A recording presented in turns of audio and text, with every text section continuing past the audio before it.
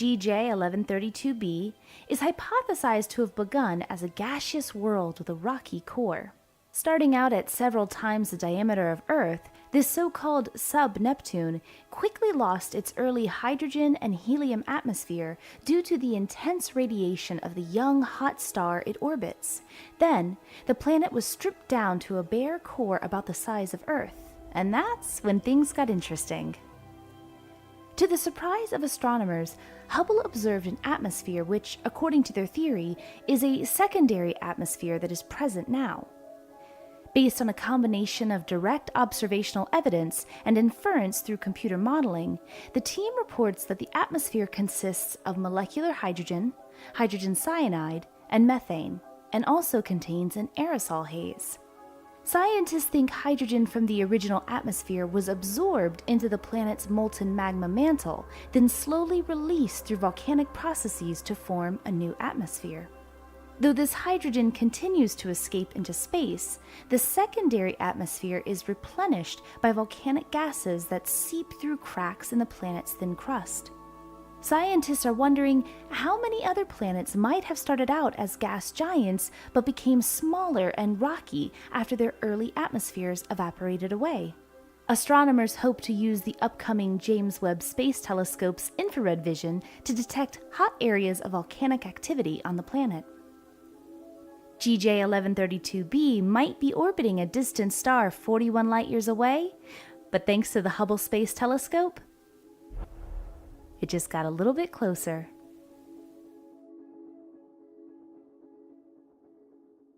Telescope to see if there was truly a moon.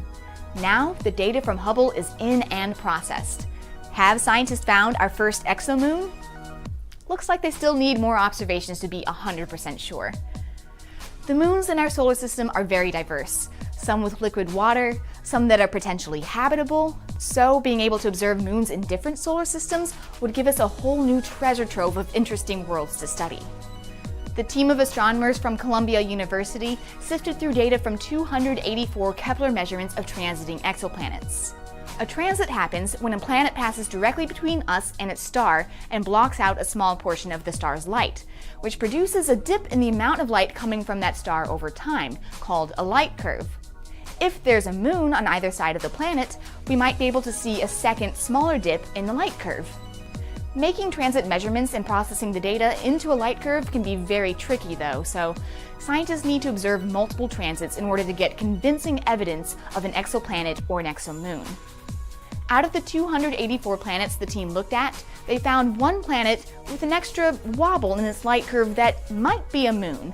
This planet, Kepler 1625b, orbits its star once every 9.5 months, so it takes years to observe multiple transits. The team only had Kepler data from 3 transits of this exoplanet, so they sent a proposal to the Hubble Space Telescope to capture more data of this possible exomoon. Hubble can measure light curves much more precisely than Kepler, so Hubble can more definitively confirm or disprove the existence of this exomoon once it gets multiple transits. So far, the team of astronomers has collected Hubble observations of one transit of exoplanet Kepler 1625b. Hubble measured the light coming from the star over a period of 40 hours. About 7 hours into the observation, the planet started its transit, which was about an hour earlier than predicted. A tantalizing piece of evidence that the planet has a large moon, because a moon would cause the planet to wobble in its orbit. The planet transited across the face of its star for 19 hours, as expected. Then, about 3.5 hours later, a second, smaller dip in the light curve started. That right there is intriguing evidence of an exomoon. The Hubble observation unfortunately concluded before the possible moon finished its transit, so Hubble hasn't yet observed a full transit. This light curve appears like it shows an exomoon, but we can't say it's a definitive detection until Hubble observes at least one more transit. If this is actually a moon, what do we know about it? The planet Kepler 1625b is likely several times the mass of Jupiter. Its possible moon appears to be about the mass and radius of Neptune.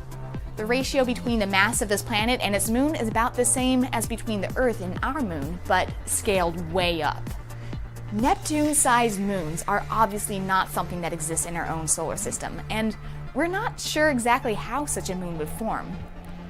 When scientists first started discovering exoplanets, a lot of them were several times the mass of Jupiter because big planets are easier to detect. So a similar thing may happen when discovering the first exomoons. Finding planets and moons so different from the ones in our own solar system gives us a lot more knowledge of the many diverse ways planetary systems can exist.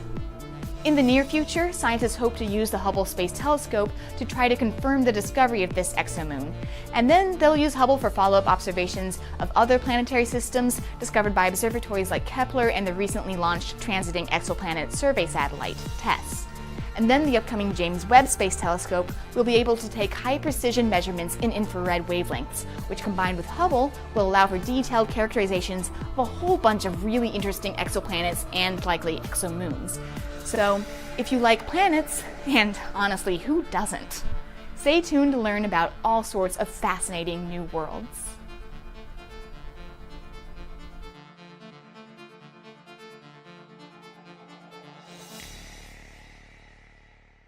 The primary mirror had the wrong shape. That is, it's a shallow bowl effectively that brings light to a focus. It's a little too shallow. It rendered the telescope fundamentally unfocusable. So it was a little bit out of tolerance on that primary mirror, and it was affecting all the instruments in the Hubble. All 5 scientific instruments on the Hubble depend on a sharp image. That's the whole point. So Hubble's sitting in the doctor's chair, and it has the eye chart in front of it, and instead of seeing the letter E, it sees the letter F. Worse, what it sees looks like a squashed spider. But it's way up in space, and you can't get it back here, so how do you fix it?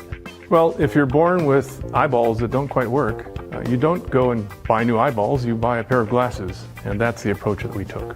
The wide field and planetary camera known as WIFPIC relied on light from the primary mirror. The light from that primary mirror all comes down to a focus inside our camera on a mirror that looks just like this. And this is now an opportunity for us to correct the curvature, the shape of the primary mirror right here. We simply put the same error in, reversed, and corrected. The Hubble telescope was designed from the outset to be serviced every 3 years by astronauts. Andrews, you can take it away. The camera is designed to be replaced in space. That's the one thing that was really just waiting for us to take advantage of. Looks like it's in there. Yeah, mine's beautiful. Okay.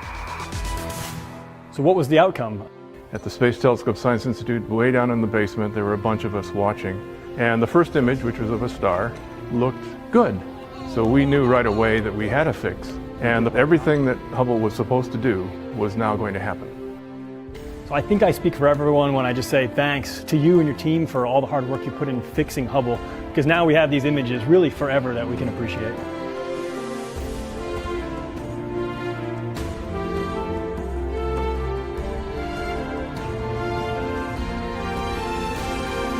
WIFPIC 2 went on to become the workhorse for the Hubble telescope, and it lasted for more than 15 years. Well, now you guys can check it out at the National Air and Space Museum in Washington, D.C., and we'll see all of you on another episode of Crazy Engineering.